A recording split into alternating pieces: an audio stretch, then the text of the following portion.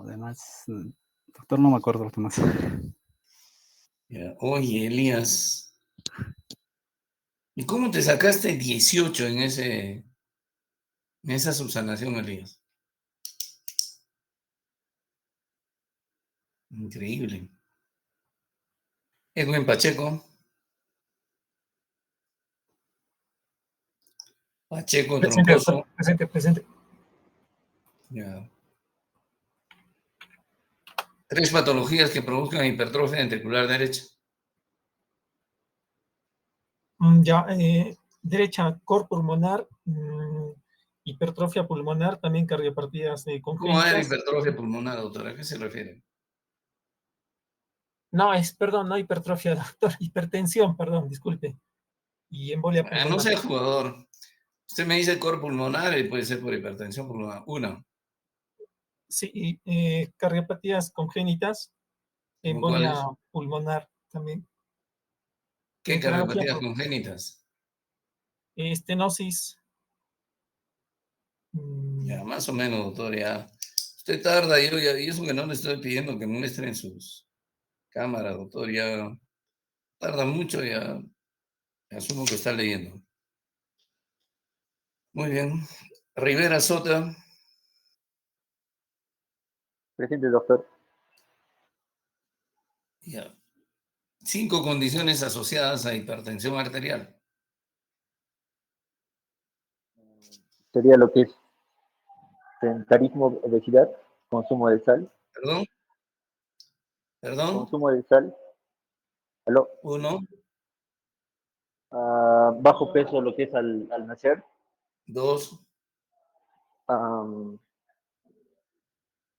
Lo que es resistencia a la insulina, enfermedad renal. No, 2. 3. Enfermedad renal. Tabaco y obesidad. 4. Diabetes mellitus. 5, ya está bien. Urrutia. Presente, doctor. Disculpe. Ya.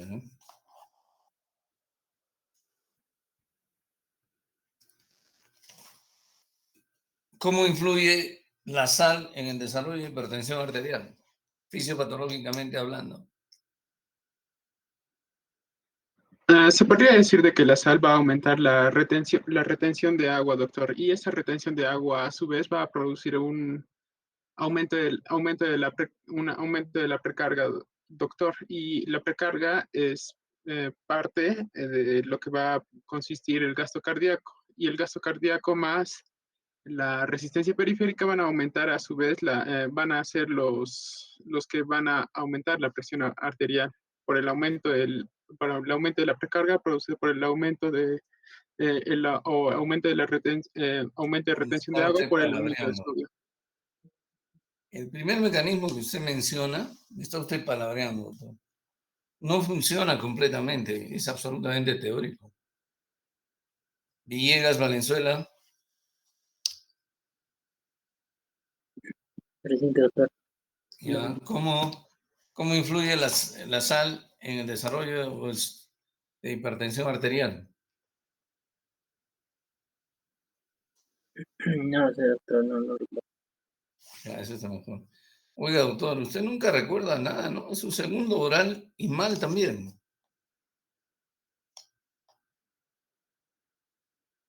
Usted, ¿por qué está en cardiología? Para ver qué cosa pasa. Bueno, cada quien es responsable de su formación.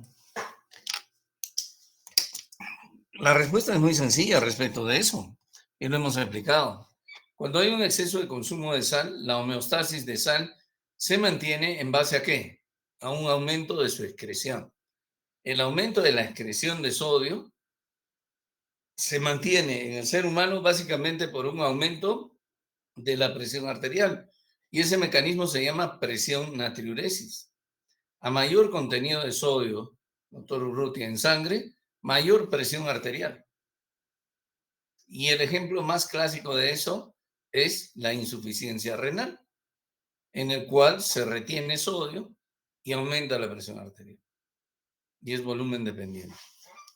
El mecanismo que usted ha mencionado es absolutamente teórico.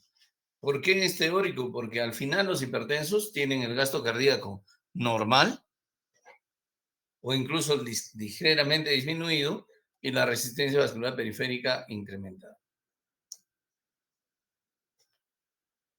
Ok.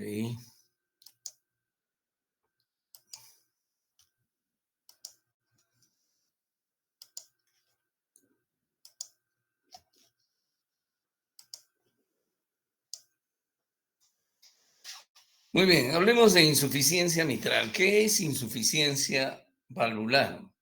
Ayer que habíamos dicho que era estenosis valvular, ¿alguno puede contestar?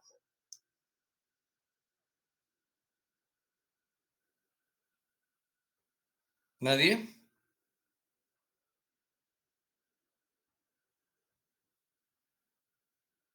Receptor es un estrechamiento. Aló, por favor, participen. Nuestro receptor es un estrechamiento de la válvula mitral, doctor. Es un estrechamiento, una reducción del área valvular. Es una reducción del área valvular. ¿Cierto? Es una válvula que no abre bien y una obstrucción. Ayer era, en caso de la estenosis mitral, una obstrucción al llenado ventricular izquierdo. Insuficiencia valvular, hablamos que hay insuficiencia valvular cuando la válvula es incapaz de impedir el retorno de sangre, la regurgitación de sangre. En el caso de la insuficiencia mitral, la válvula mitral es incapaz de impedir la regurgitación de sangre del ventrículo hacia la aurícula izquierda. ¿Durante qué sería? ¿Durante qué fase del ciclo? ¿La sístole o la diástole?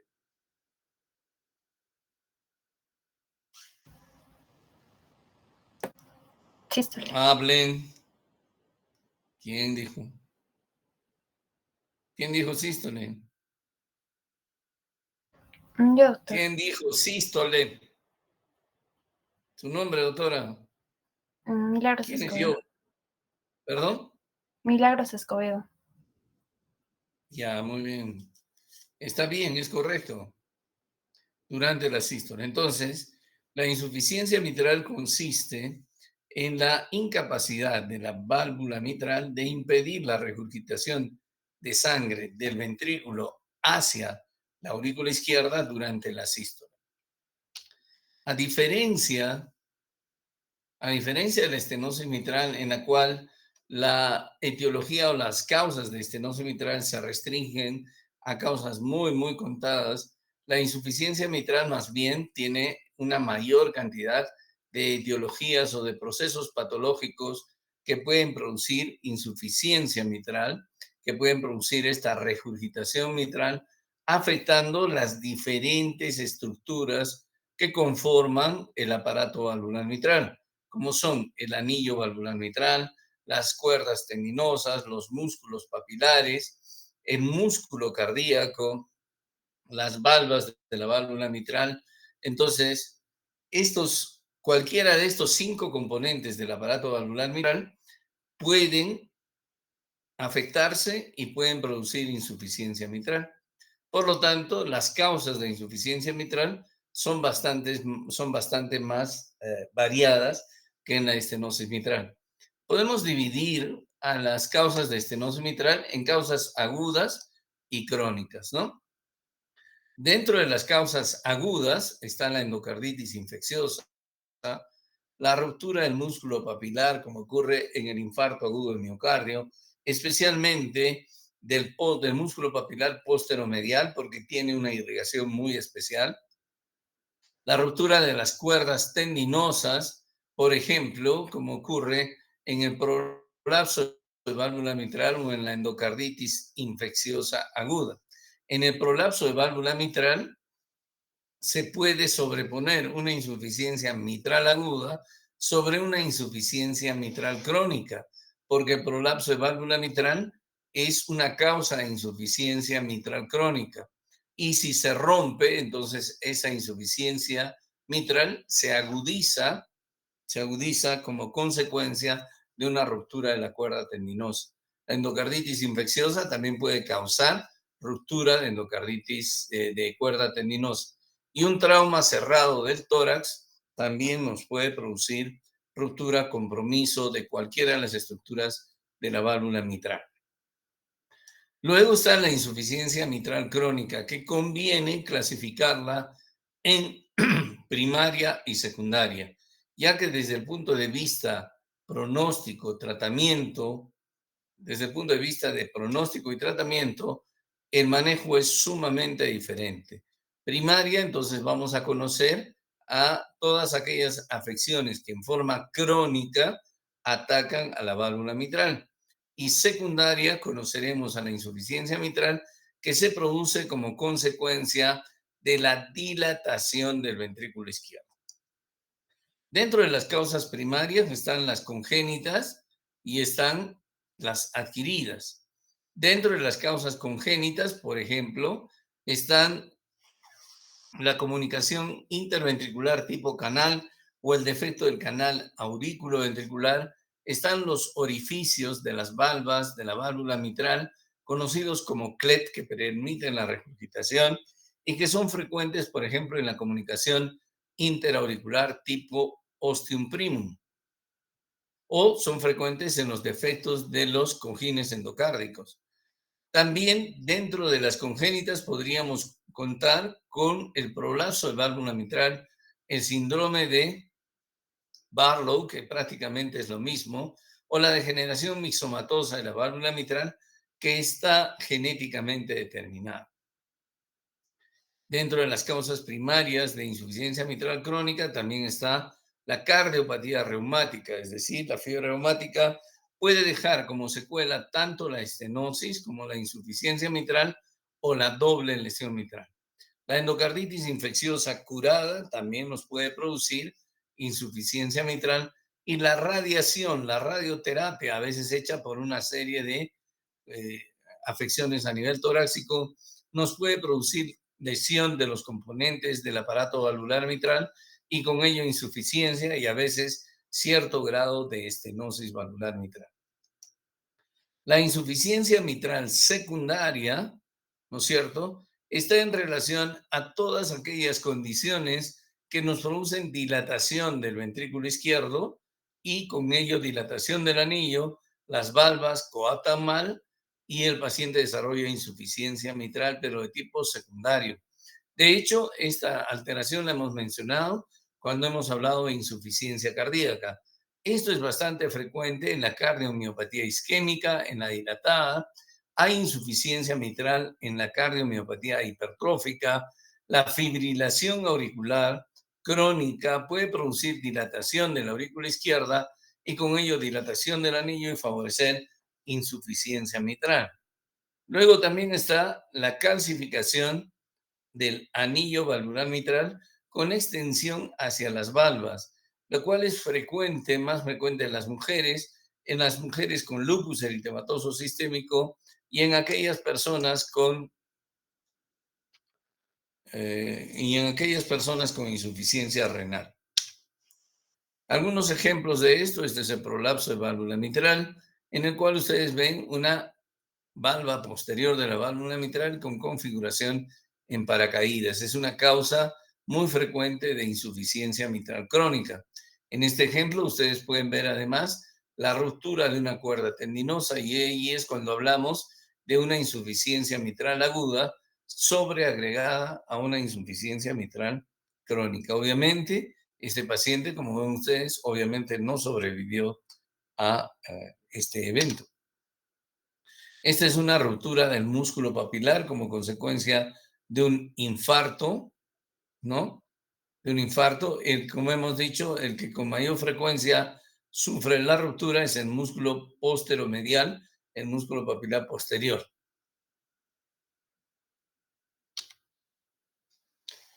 ¿Cuál es la fisiopatología de la insuficiencia mitral? Como hemos dividido a la insuficiencia mitral en aguda y crónica, podemos distinguir también dos tipos de fisiopatología de la insuficiencia mitral. En la insuficiencia mitral aguda se produce una súbita eyección de sangre en aurícula izquierda, ya sea por endocarditis infecciosa, por un músculo, por ruptura de músculo papilar en el infarto, por un traumatismo cerrado de tórax, etcétera, ya sea de eso, cualquiera sea la causa, se produce una súbita eyección de sangre en la aurícula izquierda, lo cual ocasiona una máxima distensión de las fibras musculares auriculares y sobrecarga de volumen, ¿no? A pesar de ello, disminuye el volumen de eyección del ventrículo izquierdo. ¿Por qué? Porque el ventrículo izquierdo se va a vaciar en la aurícula izquierda y entonces el volumen de eyección, el volumen anterógrado del ventrículo izquierdo disminuye.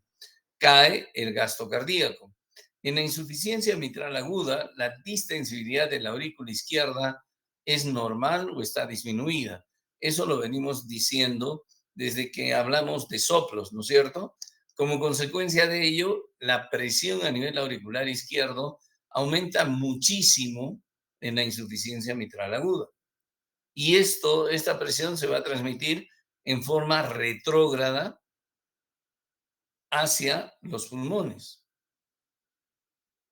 ocasionando ¿qué cosa? Congestión pulmonar con un bajo gasto. ¿Debido a qué? Debido a que el volumen que eyecta el ventrículo izquierdo se va hacia la aurícula izquierda con una función sistólica normal, es decir, obviamente, la función, la capacidad de contracción del ventrículo izquierdo puede no estar disminuida. De modo que estos pacientes entonces con insuficiencia mitral aguda van a desarrollar cuadros de edema agudo de pulmón. ¿Qué ocurre? Entonces, esto es normalmente, miren, la presión a nivel auricular izquierdo no supera los 10 milímetros de mercurio. Se produce insuficiencia mitral aguda y la presión a nivel auricular izquierdo casi se triplica. El volumen de fin de sístole, disminuye, el volumen de fin de diástole se incrementa y el volumen de regurgitación es importante hacia la aurícula izquierda. Por lo tanto, la característica de la insuficiencia mitral aguda fisiopatológica es un gran aumento de la presión a nivel auricular izquierdo debido a que la distensibilidad a nivel auricular izquierdo está muy incrementada. Perdón, está disminuida. A nivel auricular izquierdo está muy disminuida y eso ocasiona un incremento notable de la presión a nivel auricular izquierdo, la cual se transmite hacia las venas pulmonares, ocasionando ¿qué cosa? Congestión pulmonar y edema agudo de pulmón. En cambio, en la insuficiencia mitral crónica, la situación es bastante diferente, ¿no? ¿Por qué? Porque en la insuficiencia mitral crónica, el ventrículo izquierdo se vacía en una cámara de baja presión. ¿No es cierto? Se vacía en la aurícula izquierda. La compensación a este fenómeno, al vaciarse en la aurícula izquierda, entonces el volumen anterógrado del ventrículo izquierdo hacia la aorta disminuye, porque parte de su volumen se va hacia la aurícula izquierda. Muy bien. La compensación a esto es aumentar su vaciado. El ventrículo izquierdo aumenta su vaciado, pero al mismo tiempo aumenta el volumen del ventrículo izquierdo. ¿Por qué? Porque existe sobrecarga de volumen del mismo, porque el volumen expulsado hacia la aurícula izquierda se une al volumen que viene de los pulmones y entonces se produce una sobrecarga de volumen del ventrículo izquierdo. El ventrículo izquierdo responde a esta sobrecarga de volumen dilatándose y aumentando su distensibilidad. Entonces, en resumen, para compensar el volumen que se va hacia la aurícula izquierda, el ventrículo izquierdo aumenta su volumen de eyección. Por lo tanto, en la insuficiencia mitral, aumenta la fracción de eyección. Para impedir que aumente la presión de fin de diástole, debido a la sobrecarga de volumen, el ventrículo izquierdo se dilata y aumenta su distensibilidad. Este aumento de su distensibilidad permite que la presión de fin de diástole no se incremente sino hasta etapas tardías de la enfermedad. Es decir, el paciente con insuficiencia mitral crónica, inclusive severa, puede estar completamente asintomático debido a que la distensibilidad del ventrículo izquierdo está incrementada. Y esto permite que las presiones de fin de diástole no se incrementen. Al no incrementarse las presiones de fin de diástole, no va a haber congestión pulmonar. Y el paciente va a estar asintomático hasta etapas avanzadas de la enfermedad. Les he dicho además que el paciente con insuficiencia mitral, ¿no?, aumenta su fracción de eyección. De modo que pequeñas reducciones de la fracción de eyección, por ejemplo, fracciones de eyección discretamente menores de 60%, ya nos están hablando de que el paciente está desarrollando disfunción ventricular, a pesar de que pueda estar asintomático. En la insuficiencia mitral crónica, la distensibilidad de la aurícula izquierda también está incrementada. Por eso la presión tampoco aumenta demasiado a nivel auricular izquierdo y la aurícula izquierda también está dilatada. De hecho, las dilataciones que producen la insuficiencia mitral suelen ser mayores o más severas que aquellas que produce la estenosis mitral. Por lo tanto, el paciente con insuficiencia mitral que desarrolla evidencia de congestión pulmonar, podemos asumir que está en etapas avanzadas de su enfermedad. El ventrículo izquierdo va a continuar dilatándose debido a la sobrecarga de volumen.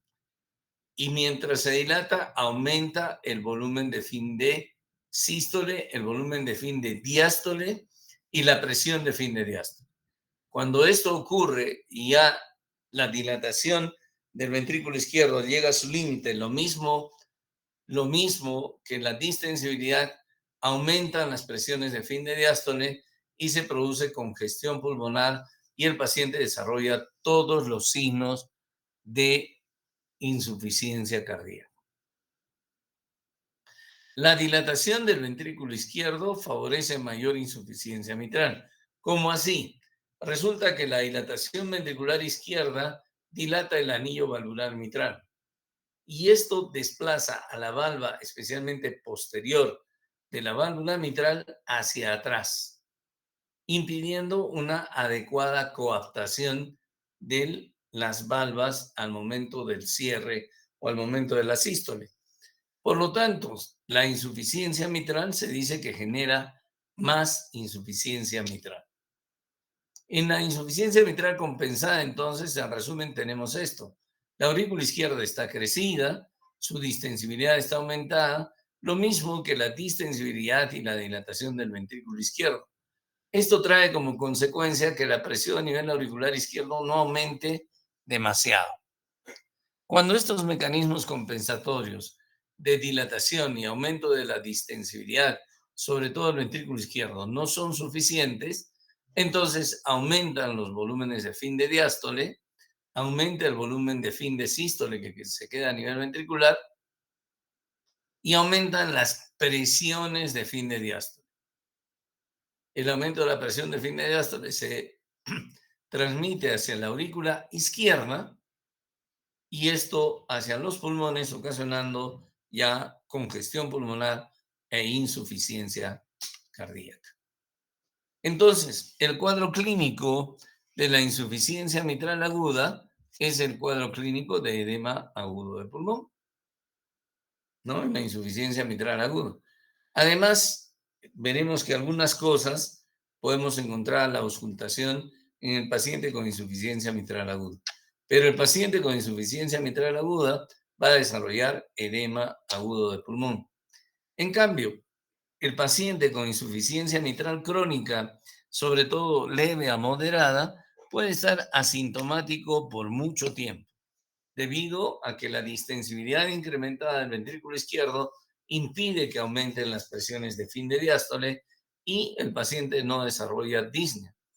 Cuando el paciente comienza a desarrollar síntomas, antes de quejarse de disnea, se suele quejar de fatiga, disminución en la fuerza a nivel de los miembros inferiores, sobre todo al caminar, debido a la caída del gasto cardíaco. Ya cuando aumentan las presiones de llenado, entonces el paciente comienza a desarrollar todas las manifestaciones de insuficiencia cardíaca que conocemos.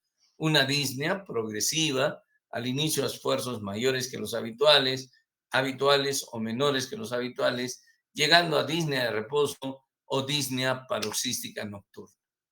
Entonces, ya cuando el paciente está en etapas avanzadas de su enfermedad, desarrolla todas las manifestaciones de insuficiencia cardíaca que conocemos. ¿Qué otras cosas se pueden presentar en el paciente con estenosis mitral? Las palpitaciones. Las palpitaciones que también son frecuentes debido especialmente a fibrilación auricular. De hecho, la fibrilación auricular es más frecuente en la insuficiencia mitral que en la estenosis mitral, debido a que la insuficiencia mitral ocasiona crecimientos auriculares izquierdos mucho mayores o mucho más importantes que la estenosis mitral. Cuando yo examino a mi paciente con insuficiencia mitral, lo que voy a encontrar es evidencia de sobrecarga de volumen del ventrículo izquierdo. Por lo tanto, el choque de punta va a estar desplazado hacia abajo y hacia la izquierda, si la insuficiencia mitral es importante. Un impulso ventricular izquierdo hiperdinamico. Voy a encontrar un impulso ventricular izquierdo hiperdinámico. Entonces, choque de punta es desplazado hacia abajo y hacia la izquierda. Impulso ventricular izquierdo hiperdinámico.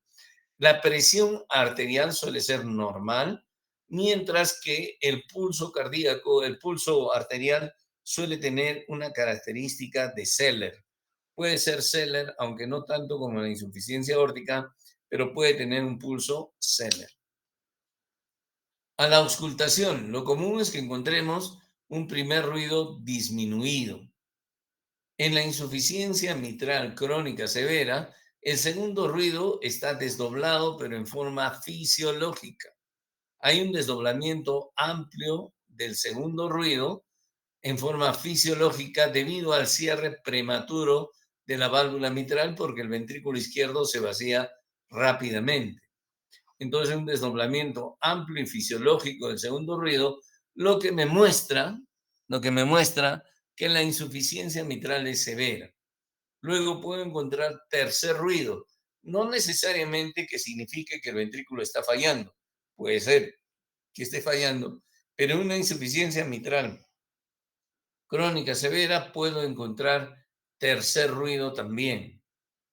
Y rodamiento mitral. Ayer habíamos hablado que una causa de rodamiento era la insuficiencia mitral, una causa de presencia de rodamiento mitral. En este caso, el rodamiento mitral ocurre porque la cantidad de sangre que va a regresar al ventrículo izquierdo en el siguiente ciclo durante la diástole se incrementa de tal manera que se establece una diferencia de presiones entre la válvula mitral, ¿no? Una diferencia de presiones a nivel de la válvula mitral entre aurícula y ventrículo izquierdos, debido fundamentalmente a la cantidad de sangre que retorna hacia el ventrículo, sin que ello signifique que tiene una estenosis mitral asociada. En la insuficiencia mitral aguda, solemos encontrar cuarto ruido cardíaco. El soplo de la insuficiencia mitral aguda es un soplo protosistólico, ¿no? Ustedes ya saben por qué. ¿Por qué es un soplo protosistólico? ¿Aló? Hola, doctor, buenas. Sí. Porque la El distensibilidad del soplo aurículo es izquierdo está protosistólico conservado. porque las presiones entre la aurícula y el ventrículo se igualan rápidamente, doctor. Claro, ¿debido a qué? El otro doctor que le cortó, el otro doctor, ¿por qué se igualan rápidamente? Acaba de mencionarlo.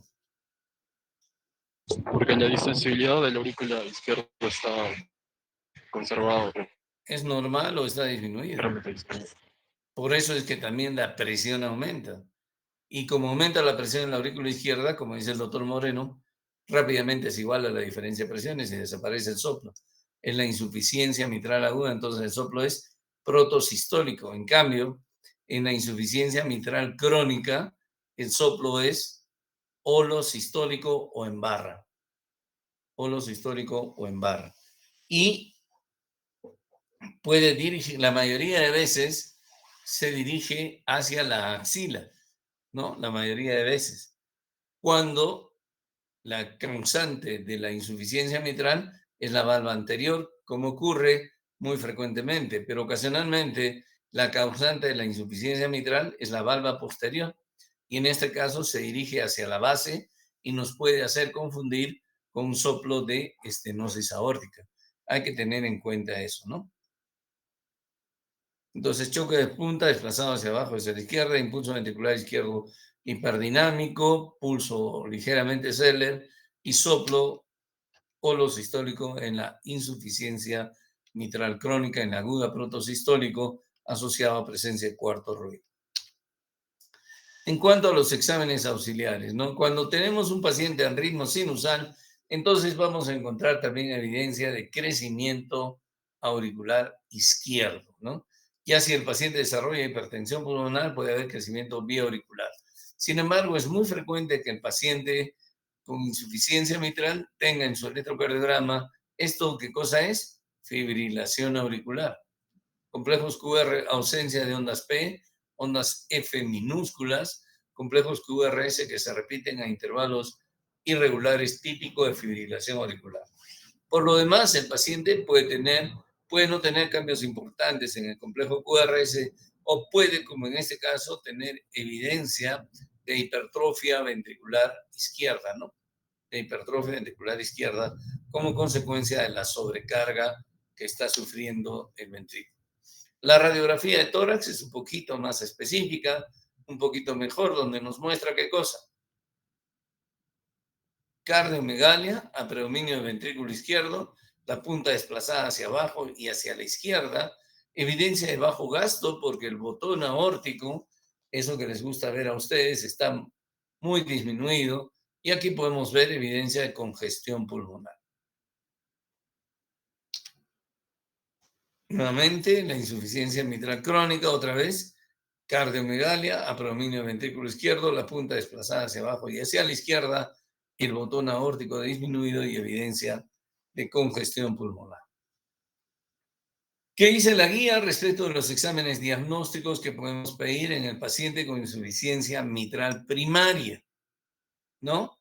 En un paciente con insuficiencia mitral primaria sospechada o conocida, el ecocardiograma está indicado para la evaluación basal del tamaño, de las dimensiones y de la función del ventrículo izquierdo, de la función del ventrículo derecho, tamaño de la aurícula izquierda, presión arterial pulmonar y el mecanismo y la severidad de la insuficiencia mitral. Entonces, el gol estándar para hacer diagnóstico, seguimiento y una evaluación adecuada de insuficiencia mitral es el ecocardiograma. Podemos utilizar la resonancia magnética, pero no está muy a disposición, ¿no?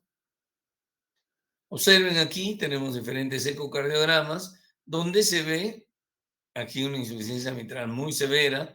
Observen el grado de crecimiento auricular izquierdo. También tenemos insuficiencia tricuspidea. Nuevamente igual acá, crecimiento auricular izquierdo, insuficiencia mitral severa. Entonces, un ecocardiograma nos debe hacer evaluar bien al paciente con insuficiencia mitral primaria, ¿no? ¿Qué hacemos en el tratamiento? Muy bien, como si los pacientes están sintomáticos, entonces le damos tratamiento de insuficiencia cardíaca para que mejoren. Le puedo dar dieta hiposódica, ¿no? Le puedo dar digitálicos, beta-bloqueadores, diuréticos, ECA inhibidores, todo el tratamiento de insuficiencia cardíaca que conozco. Es muy importante hacer la profilaxis de endocarditis en los pacientes, pero si mi paciente ya tiene síntomas, tiene indicación de intervención de plastía o de reemplazo valvular, ¿no?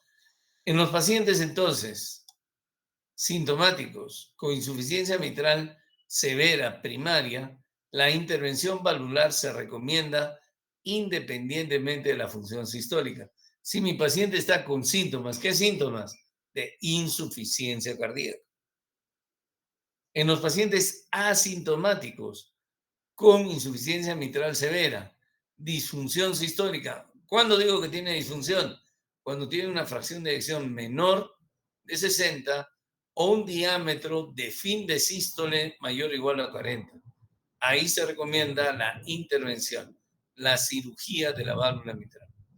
En pacientes con insuficiencia mitral severa primaria, para quienes está indicada la cirugía, lo que se recomienda es la plastía en lugar del reemplazo. Cuando es posible, entonces, hay que tratar en la insuficiencia mitral, tratar de conservar la válvula mitral. Si no es posible, entonces recién se reemplaza la válvula mitral. Entonces, es muy importante que ustedes sepan que la presencia de síntomas es indicación de intervención.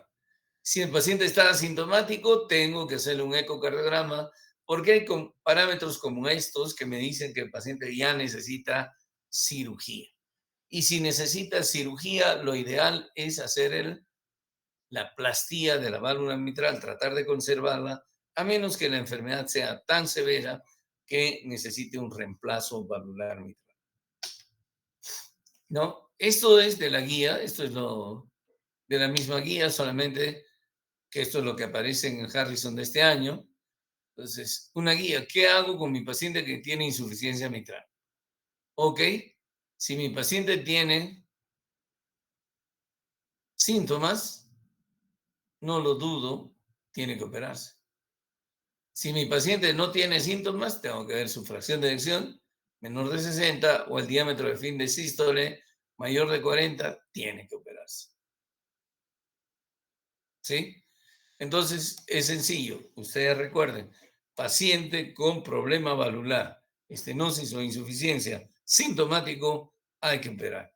En el resto de indicaciones, como ustedes ven, es individualizada la cosa. Se puede reparar. En la mayoría se prefiere, como ven también, el reparo, es decir, la plastía, la conservación de la válvula, ¿no? La guía dice lo mismo, el 2021, el año pasado, la guía de los europeos, el reparo de la válvula mitral está recomendada, ¿no?, durante la cirugía, cuando se espera que los resultados sean durables. La cirugía se recomienda en pacientes sintomáticos. La cirugía se recomienda en pacientes asintomáticos con los parámetros que hemos mencionado. Los europeos en su guía del año pasado manifiestan lo siguiente.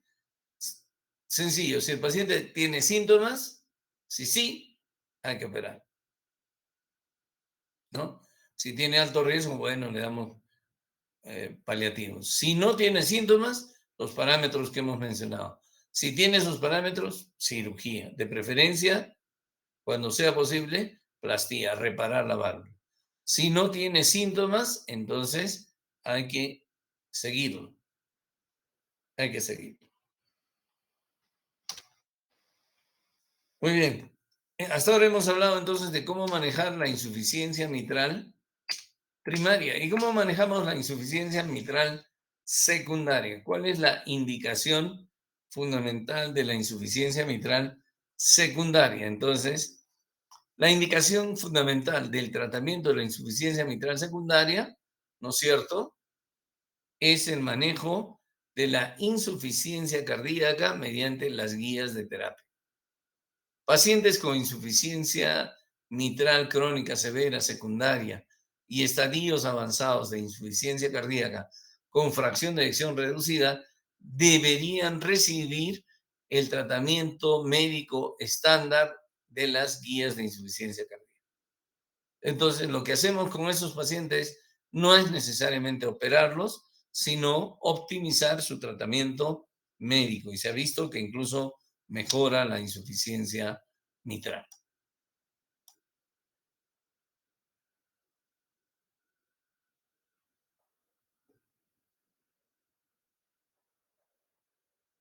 ¿A quiénes operamos en pacientes con insuficiencia mitral secundaria? Solo aquellos que permanecen sintomáticos a pesar de la terapia médica óptima, ¿no? Y se ha decidido y esto tiene que ser decidido no por una persona, no por el cardiólogo, sino por un equipo de médicos. Por un equipo de médicos. En el caso de los pacientes coronarios con insuficiencia mitral secundaria, aparte de la cirugía valvular, se necesita o se recomienda la revascularización. ¿Qué dice entonces la guía respecto a insuficiencia mitral secundaria? El tratamiento de elección es el tratamiento médico óptimo de la insuficiencia cardíaca. De ahí, como ven, ninguno de estos cuadraditos son verdecitos. Todo tiene que individualizarse. De lo único que se está de acuerdo en todos es que el tratamiento, la terapia médica óptima es el tratamiento de elección en la insuficiencia mitral secundaria.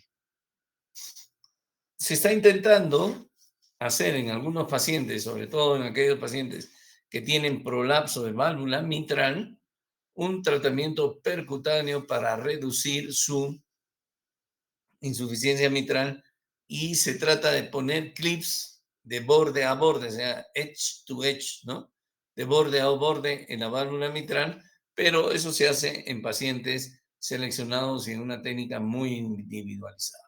Tal vez con el tiempo seamos capaces de reemplazar la válvula mitral por vía percutánea. Si tienen ustedes alguna pregunta, con mucho gusto.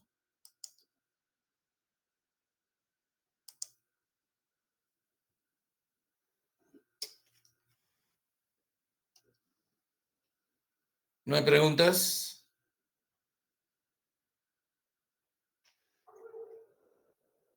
¿Preguntas? Ok.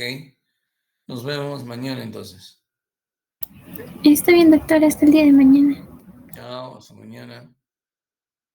Mañana, doctor.